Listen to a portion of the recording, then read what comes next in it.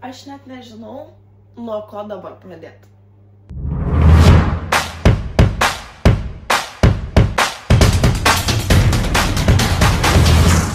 Tame esmė. Aš visada gyvenime labai mėgdavau planuoti ir turėti planą. Ir dabar yra tas laikotarpis, kai aš visiškai neturiu plano ir esu maksimaliai pasimetusi. Bet iš kitos pusės gal tada tai yra pats laikas išmokti tiesiog judėti pasroviui, o ne viską obsesiškai planuoti, kaip aš darydavau iki šiol. Bet yra viena problemėlė. Aš nežinau, kaip tą padaryti. Nes man net tėtis nuo mažens sakydavo, kad planas yra niekas, bet planavimas yra viskas. Ir man tas labai įstrigo į galvą. Bet aš dabar nesenai persikraušiau, kaip matot. Ir aš tiesiog jaučiuosi išsimušus iš savo gyvenimo ritmo ir net nežinau, kaip vėl atgal į jį grįžti. Tuo labiau vėl vlogint jums. Nes taip yra toks durnas dalykas. Atvirai šnekant. Aš iš tikrųjų net nenorėjau afišuoti to ir viešai skelbtis, kad aš persikraušiau. Bet taip natūraliai gaunas, nes jeigu tu įdedi save į internetą ir dar ypač jeigu turi auditoriją, tu ir turi būti tada ten ir atiduoti tą dalį savo auditorijai ir atsakyti į visus jums kilusius klausimus. Tai aš dar net nežinau, kaip tą padaryti, bet mano galbūt planas. Tai aš galvoju pabandyti šitą video padaryti tokį, kad aš jums atsakyčiau iš anksto į visus klausimus, kurie jums gali kilti ir kad paskui mes galėtume judėti toliau. Ok? Arbatos pasidariau, čia jeigu kažkas klausėt, kas čia buvo.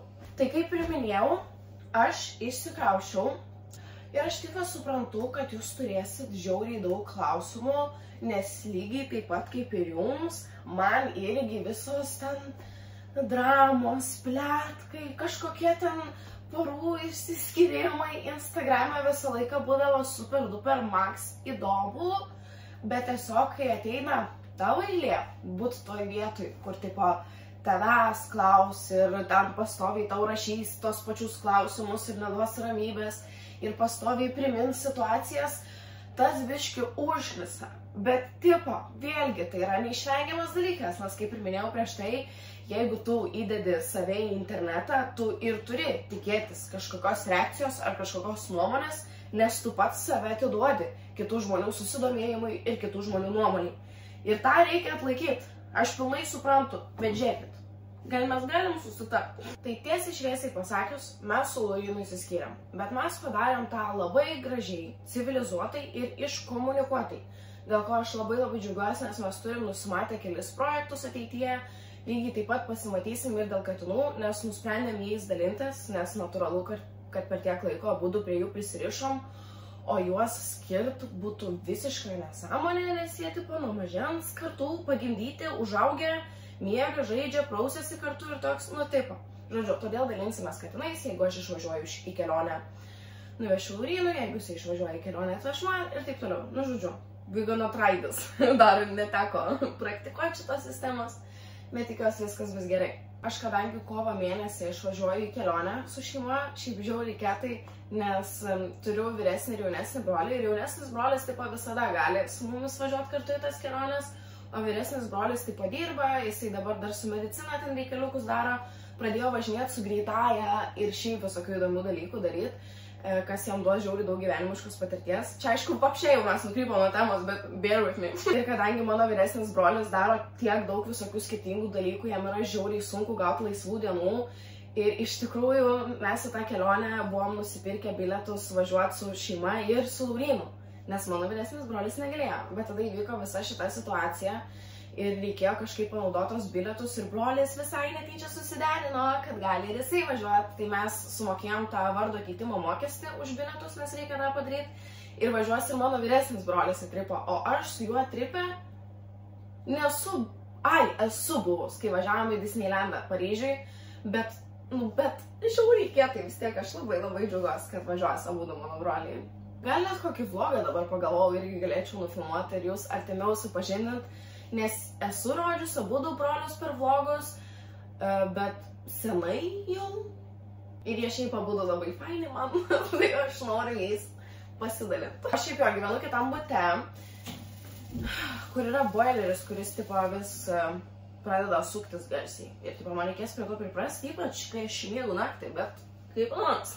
Už kažkur 20 minučių manęs atvažiuos pasiimti draugė ir mes varysim papirkinėti visokių lempinių dalykų ir statulėlių, nes atsikrausčius šitą butą, kadangi šitą butą nuomoja vyresnio amžiaus moteris, čia buvo daug visokių dalykų visur pristatyta ir aš visos juos surinkau, sudėjau giliai į spintą, žiūriu tuščias lentynas ir galvoju, dabar aš čia savo dalykų pristatysiu. Tai man reikia tos dalykus nusipirkti. Nes aš daug daiktų turiu, bet ne tiek daug, nes šitam bute yra žiauriai daug storage'o, 4 kambariai su virtuve, tai reikia daug kad išpildyti ir kad čia įdėti meilės, bet meilės jau biški yra įdėta. Nemeluosiu. Pavyzdžiui, šitoj virtuvėje, aš žinokit, aš nenoriu išėjti, aš jums parodysiu kodėl. Aišku, didesnis efektas būna vakare, kai viskas sutemsta, bet still. Ta prasme, how cute is that? Ir čia pasidėjau savo paveikslą, nes kame esmė. Išsinešinėjant daiktus iš anų namų, įsitraukiau kažkokį maišą iš balkono ir tam pasirodo buvo sudėti mano seni tapyti piešiniai ir aš net buvau pamiršus, kiek aš dalykų esu pritapius ir žiauriai apsidžiaugiau ir pradėjau dabar dėlioti visose namų vietose. Tai čia yra mano virtuvės deivė. Šiaip labai mėgstu šitą paveikslą. Jūs nematot iš toli, bet tipo, gerai, aš jums parodysiu. Aišku, jisai žiauriai senas ir jau čia vietomis yra aptrintas, bet nutapiu šitą paveikslą, aš panaudojau nagų priemonės, tai ten visokias gelius, bazės ir taip toliau, kad padaryti, jog šita akis būtų, palaukit, sufokusuosiu, iškilus. Ir tu galėtum matyti ir prilėti tą akį, žiauriai kietai. O šitos dalykus, tiem žmonėm, kas mėgsta artsy veiklas, padariau iš viso žiauriai random būdu tiesiog. Iš seno turėjau tiesiog auksinių kortų kaladę ir jos jau buvo žiauriai nusitrynusios, tai aš vieną iš tų kortų sukarpiau labai mažais gabaliukais, suklijavau su karštais klėjais ant drobės ir tada lygiai taip pat kaip ir ant akies ir ant lūpų, nes matos, kad jis blizga, užtepiau šiek tiek gelio, nu, tipo nagų, kad iškiltų ir žiauriai kietai ir visi, kas tipo realiai pamato, ateina, pačiupinėja, paliečia žiauriai super duper max cool. Tai va, čia yra mano virtuvės deivė.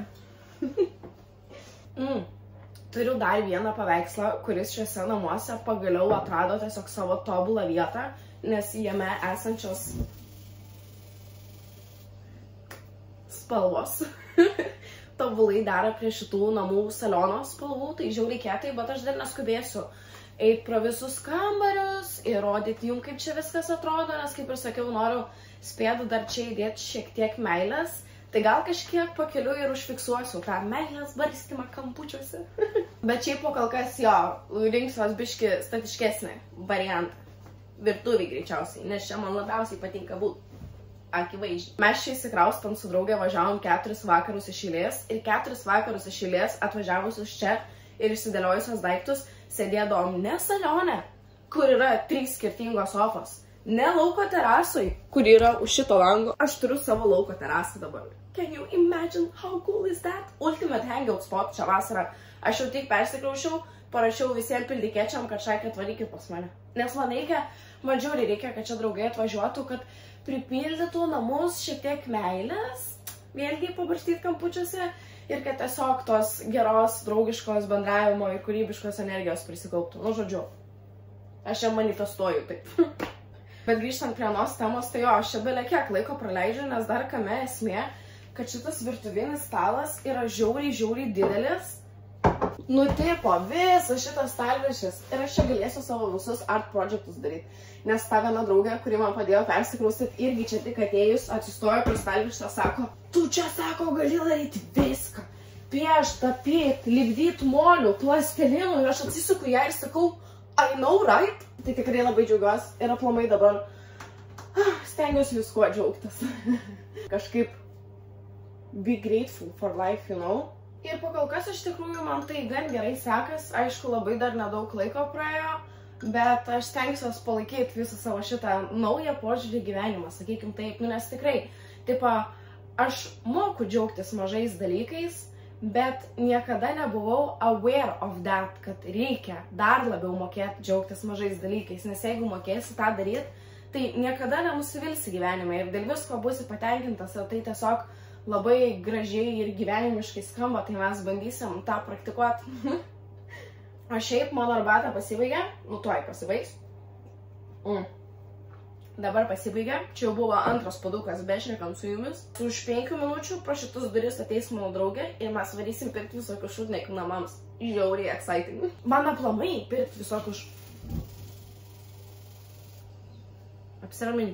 Man aplamai pirkti visokius šūdniekius yra žiauriai smagu, aš dėl to labai obsesinu vaikščiojant pro visokius sendaikčius, turgus ir taip toliau. Ir dabar, kai dar turiu daugiau vietos namie, kur dėjo daiktus, aš tą pradėsiu daryti dažniau, gal tai nėra labai sveika, kaip ten tas šopoholizmas ar kažkas tokio, bet aš net gyvenant anam bute buvau pusę metų visiškai neėjusi humanas, nors čia irgi yra vienas iš mano mėgstamiausių dalykų, vien dėl to, nes jau tiesiog nebeturėjau kur susidėti rūbų, o dabar, kai turiu kur susidėti rūbų, tai laikykit mane.